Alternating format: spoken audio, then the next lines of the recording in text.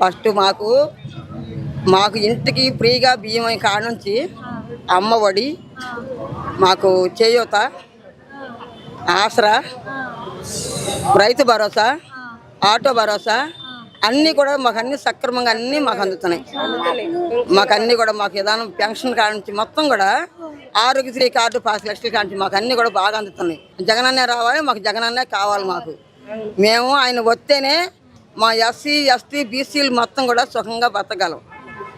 మేము కమ్మపాలెంతో కమ్మరి పాలనతో మేము బతకలేము. మమ్మల్ని చెప్పుల్లాగా వాడుకుంటారు, వాళ్ళు పారేస్తారు. మాకు జగన్ గారి పాలనే మాకు కావాలి, జగన్ గారే మాకు కావాలి.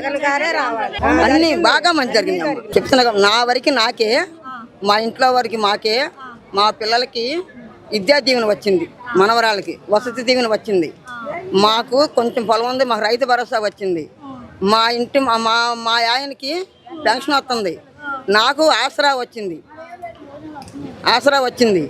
మాకు అన్ని విధాలుగా కూడా మా ఇంట్లో వరకే మాకు అన్ని విధాలుగా మాకు బాగా జరిగింది. ఇంకా ఎక్కువే చేస్తారు. ఇంకా అసలు అది అనుకోవటం అది అనవసరం. అది అయ్యి మా ముందు ఎవరైనా సరే తిన్నవాళ్ళు ప్రతి ఒక్కరికి అభిమానం అనేది ఉంటుంది. అభిమానం ఉంది, నమ్మకం కూడా ఉంది. నమ్మకం జగన్ అంటే నమ్మకం, అభిమానం.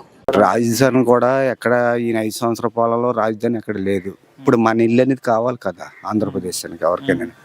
అలా ఉంటే బాగుంటుందని మా ఆలోచన. రాజధాని లేదు, 5 సంవత్సరాలు ఏమీ అభివృద్ధి లేదు.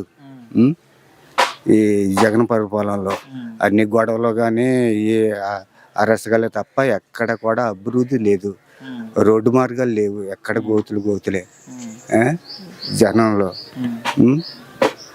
అవినీతి అంటున్నాడు, అది అంటున్నాడు, కానీ ఎక్కడ కూడా మంచిది జరిగేది లేదు. చంద్రబాబు నాయుడు ఎత్తే రాజధాని అవుతుంది అని మా ఆలోచన.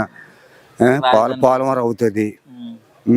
ఇప్పటికే మంచినీళ్ళు చాలా ఇబ్బంది పడిపోతున్నాయి. వాటర్ ట్యాంకులు మీ ఎదురుకుండా వస్తున్నాయి కదా, కాలువలు లేవు, ఏమీ లేవు, ఎక్కడ మట్టి ఎడారులు అయిపోయినాయి.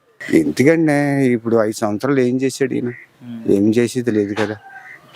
ఒక రాజధాని లేదు, ఒక పోలవరం లేదు, ఏది లేదు కదా. అభివృద్ధి లేదు ప్రజల్లో. ఇంకా జనం అదోలాగా అనిపించేస్తుంది జనానికి.